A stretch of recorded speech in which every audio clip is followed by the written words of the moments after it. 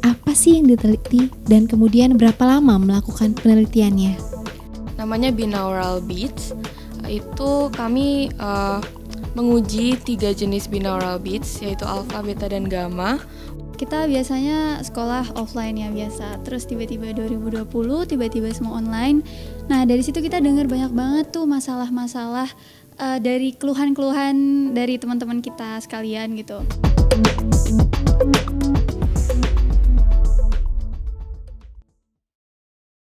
Pembelajaran yang baik menciptakan pelajar yang unggul. Untuk bisa dapat berprestasi, tentu didapat dengan cara yang tidak instan, namun melalui proses yang panjang dan melalui rintangan, hambatan, dan tentunya semangat untuk tidak menyerah, meraih kesuksesan. Cerita kamu, cerita kita, semua ada di Cerita SMA. Hai teman SMA, selamat bergabung di podcast Cerita SMA.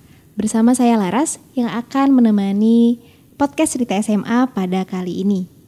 Tentunya dalam podcast kali ini berbeda dari episode-episode sebelumnya karena kita menghadirkan langsung 2 siswi-siswi terbaik atau siswi berprestasi dari sekolahnya. Selamat datang kepada Atifa Kanita dan Nur Naila. Hai. Boleh dong kenalin diri, sekolah di mana, kemudian aktivitas atau kesibukannya sekarang apa? Oke, halo teman-teman SMA, nama aku Atifa Konita Milati, biasanya dipanggil Tifa. Dan aku Nur Naila Imtinan Himam, biasa dipanggil Naila. Kami berdua dari SMA Negeri 28 Jakarta, kelas 12, belum lulus. Ya, dan kesibukannya kali ini kami lagi mempersiapkan untuk apa, Naila? Kita lagi mempersiapkan untuk mengikuti ajang lomba International Science and Engineering Fair atau ISEF, ajang lomba penelitian internasional. Oke, selamat datang sekali lagi Tifa dan Naila. Oke, teman SMA, jadi Atifa dan Laila ini adalah siswi berprestasi yang telah memenangkan kompetisi nasional, betul ya? Iya, betul. Iya, itu di bidang apa ya? Kami kemarin ikut kopsi bidang penelitian, untuk spesifiknya di bidang penelitian ilmu sosial dan humaniora.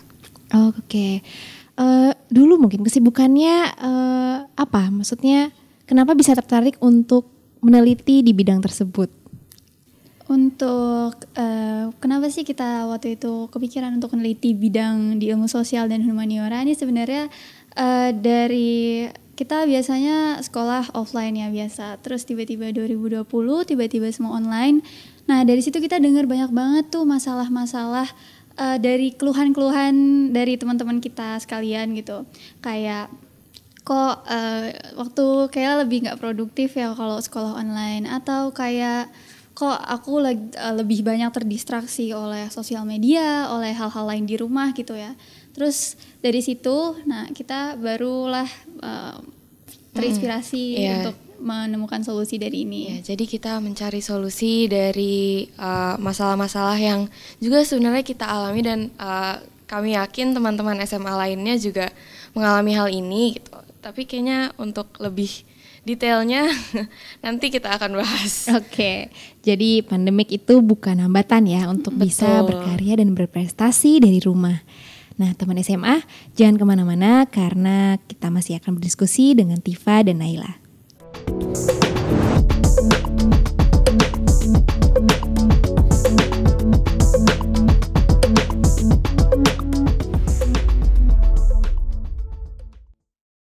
Kembali lagi di podcast Cerita SMA. Teman SMA tadi saya sudah bertanya mengenai kenapa mereka mau melakukan penelitian tersebut. Nah sekarang saya mau tanya nih, apa sih yang diteliti dan kemudian berapa lama melakukan penelitiannya?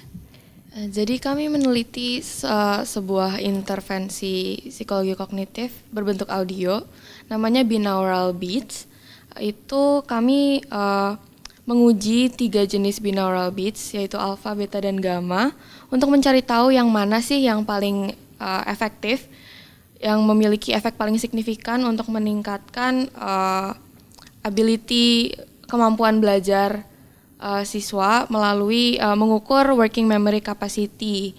Jadi suatu kemampuan otak untuk menyimpan dan mengolah informasi dalam jangka waktu singkat ini, setelah kami baca-baca ternyata salah satu proses yang paling berguna dalam pembelajaran gitu. Jadi karena tadi udah disebutin di awal, kami dan teman-teman merasakan kesulitan untuk adaptasi belajar di rumah karena gampang terdistraksi, lalu susah untuk fokus. Jadi kami mencari solusi untuk solusi praktis ya yang bisa langsung diaplikasikan untuk memecahkan masalah itu. Kalau penelitiannya kami kemarin mulai dari April ya, mulai menulis proposal itu dari April. Tahun 2020 kemarin. 2020. Betul. Nah setelah itu tahap-tahap selanjutnya setelah sudah di-approve proposalnya atau diterima oleh Puspesnas, lolos seleksi. Setelah itu kita melakukan penelitiannya sampai akhirnya bisa menulis laporan penelitiannya itu sampai bulan September ya? September. Lalu kepilih jadi finalis, alhamdulillah. Lalu proses tahapan selanjutnya gitu. Itu semua secara daring kan ya? Secara daring semuanya. Tapi kan penelitiannya tetap dilakukan dari rumah. Betul. Ya betul.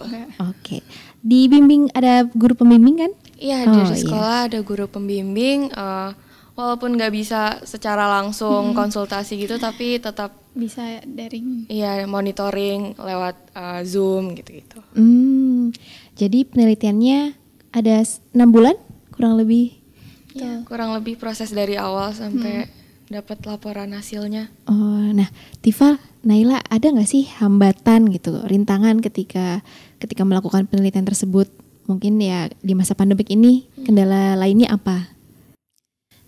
Kendala kalau misalnya ada waktu kita melakukan penelitian itu kayak kan ini harus daring ya, harus online. Jadi kayak salah satunya aja itu kita yang biasanya mungkin bisa langsung ketemu sama guru kita untuk dibimbing atau ketemu sama teman-teman kita yang mau kita teliti, itu jadi prosesnya lebih lambat.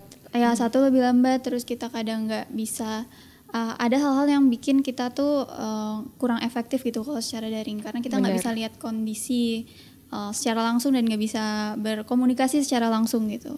Dan karena penelitian kita kan eksperimen ya, jadi butuh pengambilan data. Jadi kita juga agak susah untuk mengontrol kondisi lingkungan para responden saat pengambilan data karena dilakukannya secara daring gitu. Oke. Nah terus Tifa sama Naila nih gimana ya supaya tidak, tadi kan Tifa sampaikan terdistrak dengan yang lain. Nah ini gimana supaya bisa fokus gitu untuk bisa belajar terus melakukan penelitian. Ini juga sempat jadi hambatan juga karena kita berdua udah kelas 12 ya. Beda mungkin sama peserta-peserta lain yang kebanyakan masih kelas 10, kelas 11. Itu kami juga harus bagi waktu banget belajarnya sama penelitian. Kami sih kemarin kalau misalnya lagi fokus belajar, ya udah belajar aja, penelitiannya nanti kalau misalnya ada waktu luang. Jadi nggak dicampur-campur, malah jadinya bingung, belajarnya nggak maksimal, terus penelitiannya juga nggak maksimal gitu sih paling. Iya, jadi kuncinya sebenarnya harus bisa bagi waktu sih, terutama bagi yang punya kesibukan lain pasti setiap anak-anak kan. Jadi dalam akademisnya tetap bisa fokus, dan di sisi lain untuk berprestasi dalam bidang lainnya juga tetap bisa jalan. Jadi bagi waktu dan fokus ya. Iya. Nah, terus kalau untuk makanan atau minuman tetap dijaga dengan baik ya. Iya betul, kesehatan juga kesehatan nomor penting 1. ya. Karena kalau udah sakit udah nggak bisa ngapa-ngapain. Ya, nggak maksimal semua. Oke. Kalau aktivitas dulu di sekolah ada ikut ekskul apa atau aktivitas lain ekskul ada nggak? Kalau aku dulu waktu di sekolah pengurus OSIS. Wow, aktif juga ya ternyata. Iya. Aku nggak ekskul kebetulan. Kalau Naila ekskul. Iya, kalau aku kebetulan di sekolah kita ada ekstrakurikuler robotik. Robotik ya. Dulu aku ikut robotik dari kelas 10 sampai kelas 11. Oke. Pengurus OSIS ada kegiatan OSIS secara daring gitu nggak? Kalau misalnya untuk periode aku kebetulan jadi pandeminya tuh ada pas kita periode transisi, jadi nggak begitu banyak nggak begitu banyak program yang harus kita adjust untuk daring, tapi ada beberapa program seperti kaderisasi itu semuanya daring. Yang full daring itu baru program kerja yang angkatan di bawah aku periode selanjutnya gitu. Jadi agak sempet shock juga sih waktu dapat kabar pandemi dan sekolah semuanya pindah jadi daring.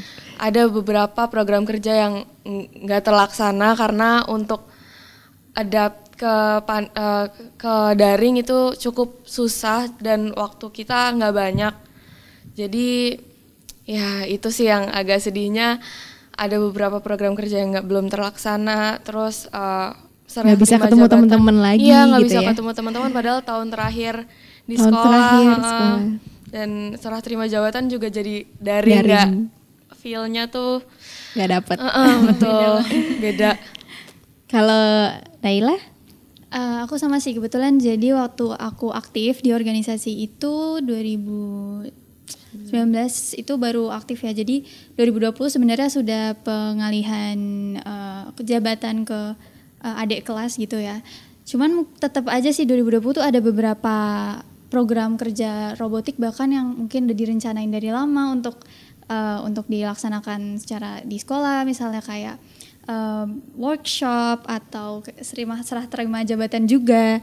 Nah itu semuanya berubah jadi daring gitu, agak beda banget feel-nya sebenarnya, cuman ya begitulah. Jadi harus tetap dijalani ya demi terlaksananya belajar dari rumah. Betul. Nah Naila, saya penasaran, tadi kan ikut ekskul robotik ya. Betul. Itu maksudnya bikin robot atau gimana ya? Jadi robotik itu sebenarnya awalnya aku juga mikir kayak gitu, kayak isinya bikin robot gitu. Ternyata nggak juga gitu. Dalam robotik pun ada beberapa kayak kelompok-kelompok yang ada yang fokusnya di bidang desain sebenarnya, karena kan untuk ngebuat robot tuh nggak cuman bisa mekaniknya robot, bikin robot gitu, enggak, cuman ada yang harus bisa desain, ada yang harus memprogram ya, kalau tahu coding itu harus ada yang bisa, ada juga yang emang bagiannya untuk membuat si robot itu, merakit robot ya, lebih ke situ. Jadi nggak cuma buat robot doang. Terus kita juga pastinya untuk dalam lomba-lomba robot itu sebenarnya salah satu yang paling penting itu adalah public speaking. Untuk presentasi itu juga sangat amat dilatih di robotik gitu. Oke, jadi ada bagian untuk desain ya, untuk desain, lalu ada kelompok yang untuk membuat robotnya, seperti betul. Itu ya. Boleh juga tuh ya. Saya jadi penasaran gitu gimana prosesnya. Oke, ini out of topic nih. Kalau hobi, kalian ada nggak hobi membaca atau mungkin sekarang kan banyak ya konten-konten di media sosial yang dibuat secara positif gitu. Ada nggak hobi kalian selama ini? Aku lebih ke membaca sama musik. Aku main gitar. Wow, gitu. Udah sambil nyanyi? Bisa, tapi karena fokusnya di gitar klasik, jadi lebih ke lagu-lagu klasik gitu sih, bukan yang sambil nyanyi gitu. Oke. Naila? Ya kalau aku juga sebenarnya lebih ke baca-baca buku aja sih. Ada buku baru gitu ya baca. Sama dengerin musik sih. Ya, dengerin musik. Nah, buku-bukunya tuh apa? Fiksi, non fiksi? Aku lebih ke fiksi sih. Aku dua-duanya. Pokoknya yang dapat rekomendasi itu suka baca aja. Iya benar-benar. Kalau ada kayak acara apa sih festival buku gitu, nambah-nambah rekomendasi apa aja, terbuka sih. Oke, wah boleh nih ya kalau ada gitar mungkin bisa sambil nyanyi kali sama teman-teman SMA, perform ya teman-teman SMA ya. Oke. Jadi selain aktif di sekolah, Tifa dan Naila juga sering melanjutkan atau aktif ya untuk meneruskan hobi seperti membaca, kemudian main gitar. Itu kan untuk merefleksikan atau merefresh diri gitu dari kepenatan atau kerutinan yang terus dilakukan ketika belajar dari rumah. Oke teman SMA, saya mau tanya lagi nih kepada Tifa dan Naila. sampai di detik ini bagaimana sih support dari keluarga, kemudian dari guru hingga teman-teman di pembelajaran kalian?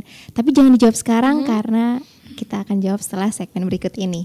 Jangan kemana-mana teman SMA.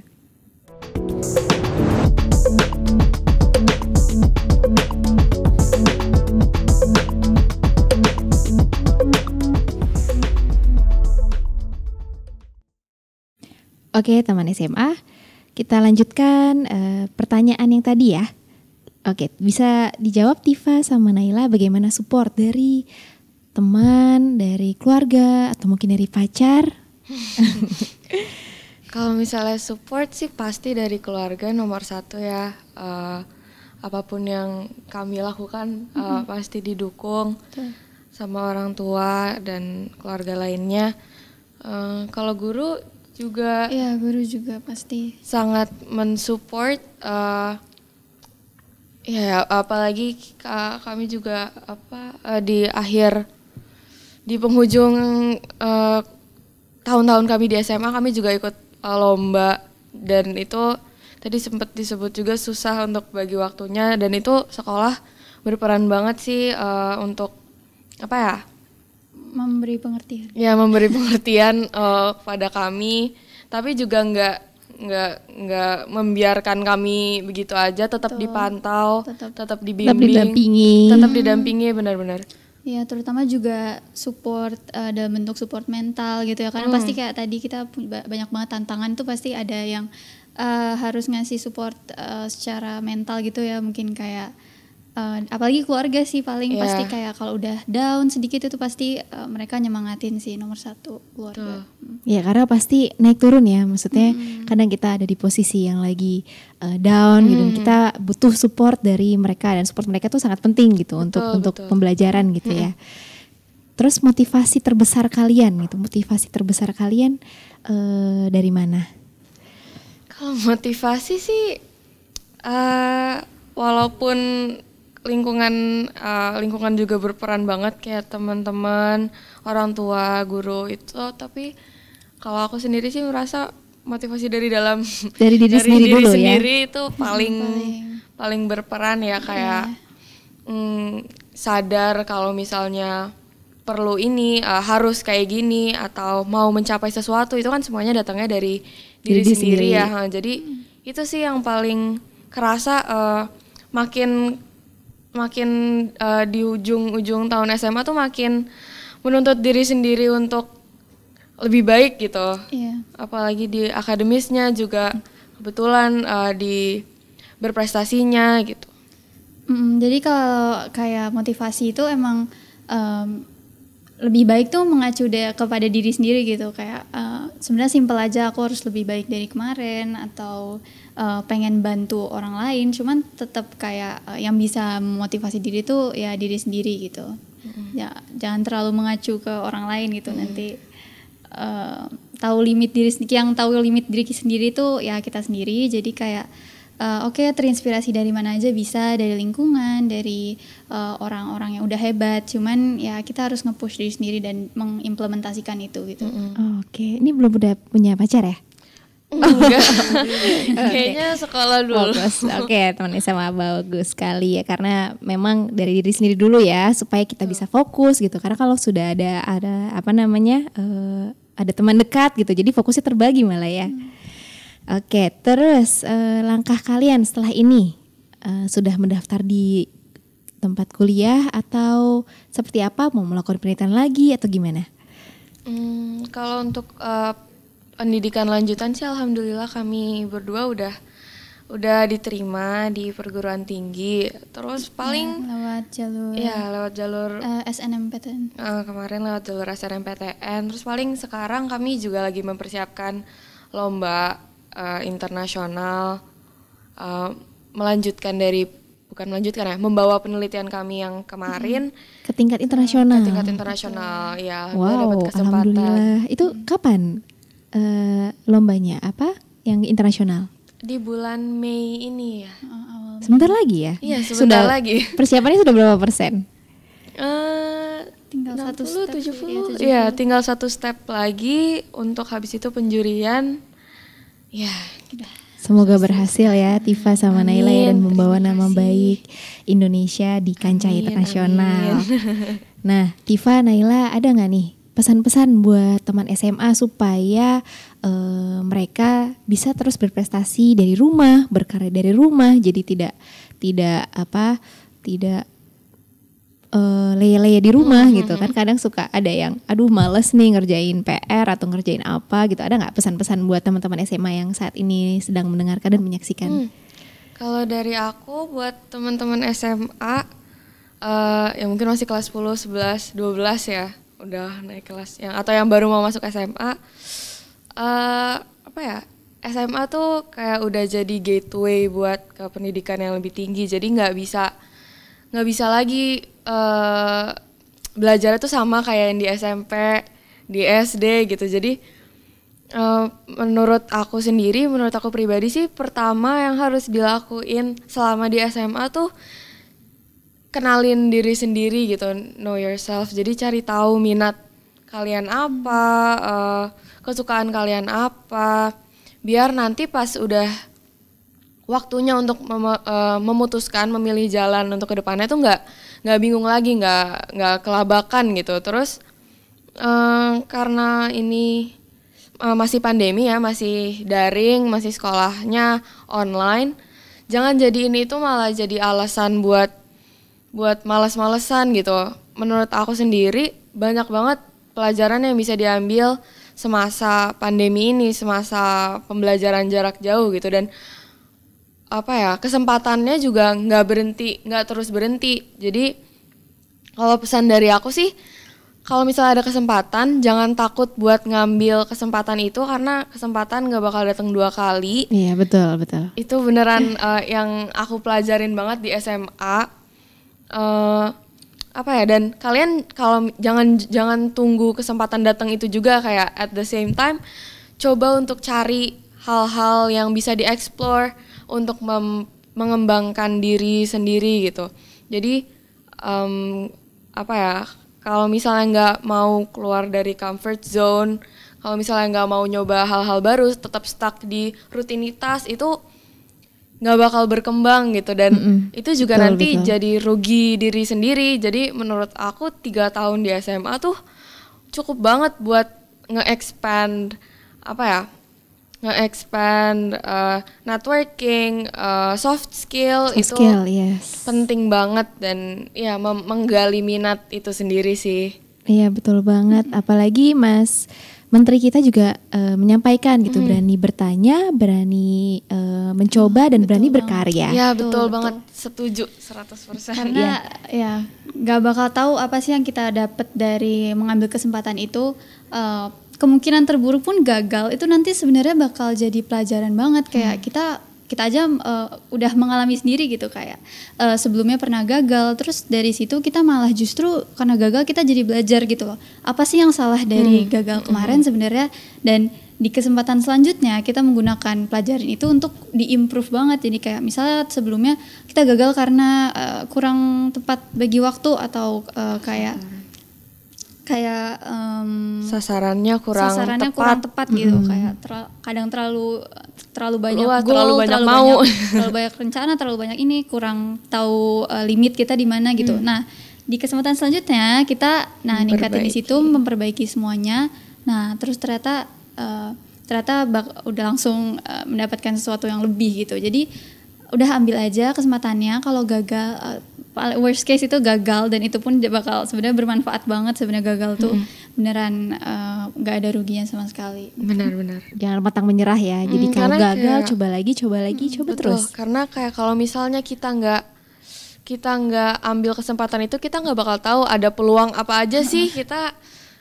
Kalau misalnya kita ambil ya antara sukses atau gagal juga bisa coba lagi. Tapi kalau misalnya kita nggak ambil, kita nggak tahu apa yang akan terjadi nantinya. Jadi yang penting coba aja dulu, jangan takut buat nyoba apapun itu.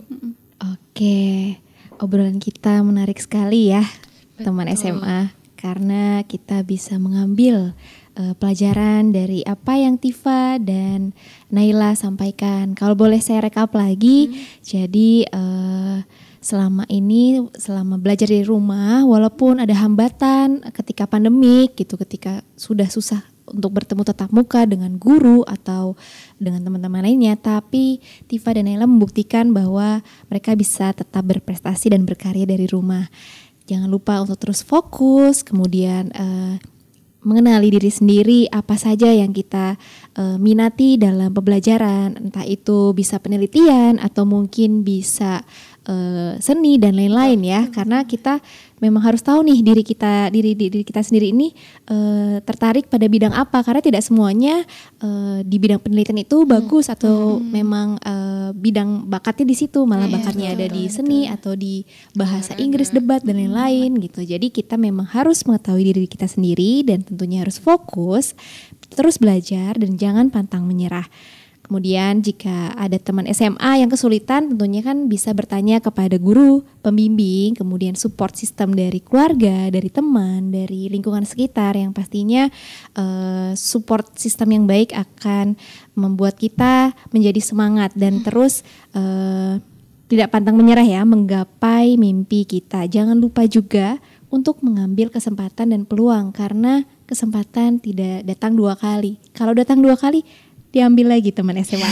Betul ya? Benar. Jadi kalau misalkan hanya sekali kita ambil, kalau ada kesempatan lagi terus kita ambil gitu. Karena kita tidak tahu gitu kita akan meraih kesuksesan di tingkat yang mana gitu ya. Oke, teman SMA, tadi kita sudah bicara mengenai tantangan. Nah, Tifa sama Naila tahu nggak sih di Direktorat SMA itu lagi ada tantangan juga loh. Apa tuh Kak?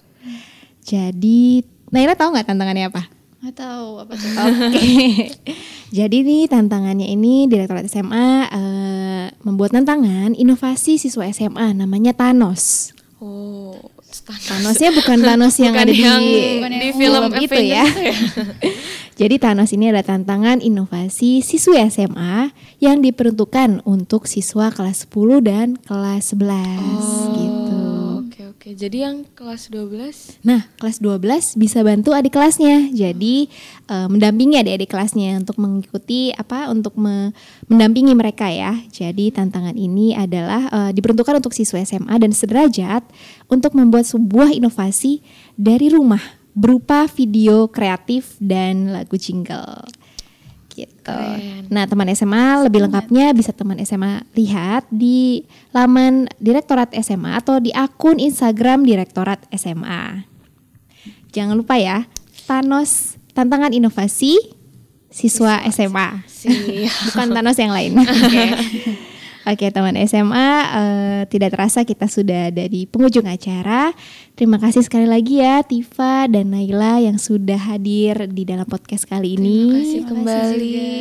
Semoga apa yang disampaikan bisa menjadi inspirasi untuk teman SMA di rumah ya. Amin. Dan semoga perjalanan kalian dan perjuangan kalian berhasil dan mendapatkan manfaat untuk kita semua juga. Amin. Terima Ya. kasih. Oke teman SMA, saya Laras pamit undur diri. Sampai jumpa di episode Cerita SMA berikutnya. Cerita kamu, cerita kita, semua ada di Cerita SMA.